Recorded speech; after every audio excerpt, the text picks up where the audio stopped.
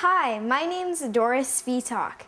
My sister and I have written and published a poetry book called Dancing Fingers. Here it is. Of course, I have done some writing before that. You may know me for my first book. It's called Flying Fingers, Master the Tools of Learning Through the Joy of Writing, and it contains 9 of my stories.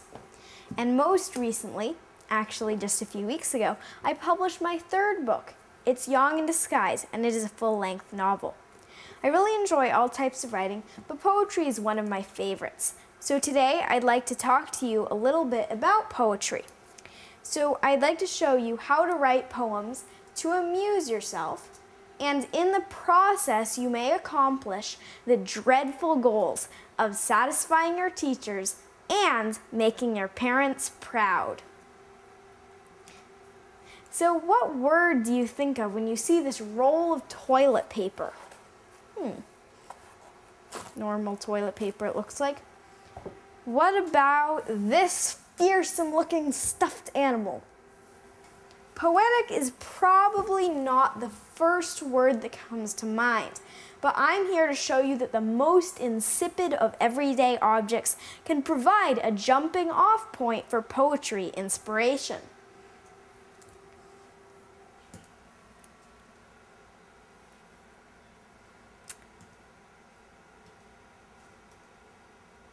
So I'd like to talk to you about getting started in your writing journey, and one of the first things I'd like to say is that poetry does not have to be serious.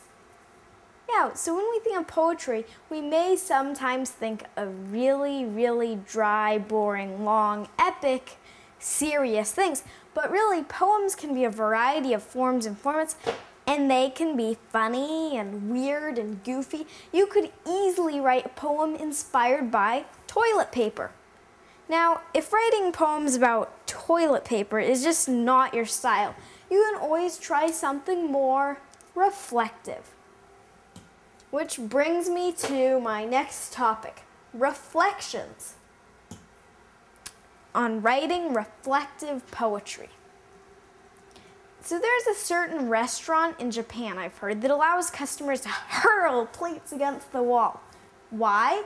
To allow customers to vent their anger. And vent means to release strong feelings. Everyone feels better when they have the chance to express their feelings, right? Well, poetry allows us to express our feelings and opinions. For example, when I was young, practicing music was one of the activities that I most dreaded.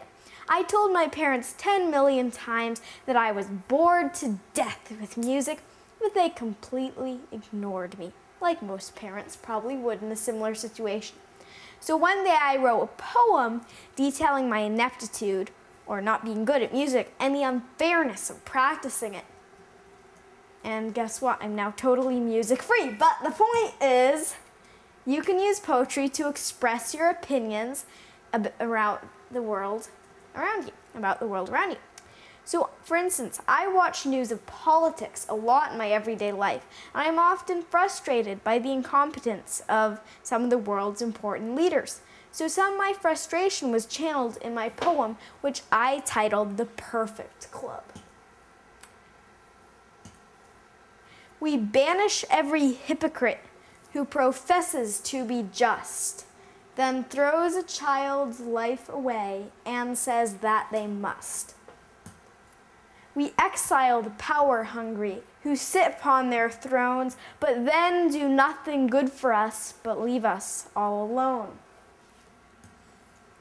We do not care for greediness, nor liars flaming red. We believe their mouths are sour from everything they've said. The overproud may strut outside. They'll stain our reputation. Our club is flawless, yet I wish it were a nation. So in The Perfect Club, I reflect on world politics. In some of my other poems, I may reflect on everyday stuff, like being sick. When I write poetry, I try to persuade people to look at everyday things in a new light. In order to get people to take notice, I play around. And poems are really reflections of the world.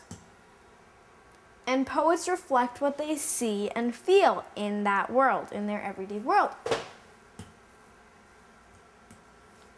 And poets can play with reflections. As you may have noticed, if you've ever stood before a mirror that makes you look really, really fat or way too thin or makes your head stretched out, which you can do in like something like photo booth, which is fun, you can really play with a reflection easily. And you can not only do that with a mirror, you can do that with writing.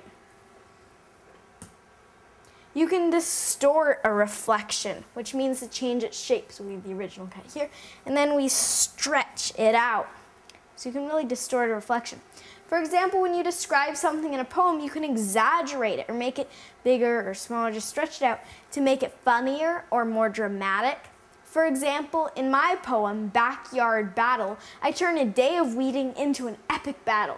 And you should definitely check out my book, Dancing Fingers, to see that poem. Recommend it. You can magnify a reflection. So does anybody want to guess what magnify means? Okay, I think some of us will know that. It means to make something bigger, occasionally to blow it out of proportion. This.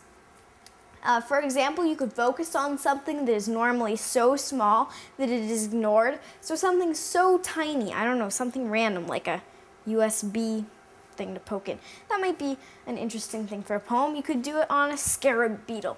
Something that's really tiny, you can zero in on that and make it bigger. Sometimes your reflections, like a rain puddle or a rear view mirror, only capture a tiny part of the world. You don't have to reflect on grand world events. Instead, you could write a reflective poem about something tiny and interesting, like a rain sliding on a window pane or a frightened mouse. Which brings me to my next subject. Writing ideas. And some of those ideas are write a poem about something that makes you want to throw plates. For instance, if I was really mad at my sister, which has happened, then I could write a poem about my sister and how annoying she is.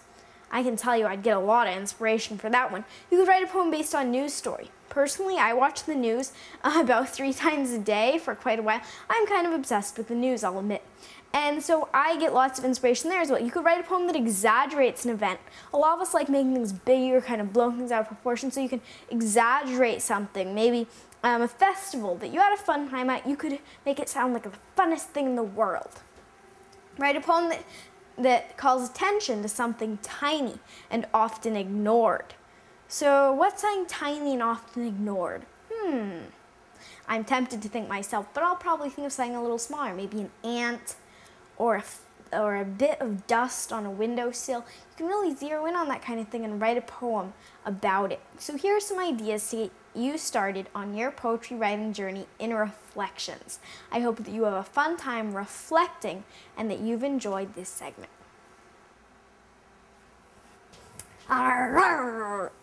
Okay, then maybe that wasn't the most realistic noise I could have made for a tiger, but who doesn't like animals? Actually, I can think of a few people, but I'm hoping that you like animals because one of my most favorite, no, that's probably not a phrase, but one of my best poetry inspirations comes from this buddy, or animals in general. Feathers, horns, and claws, and paws. In other words, writing animal poems.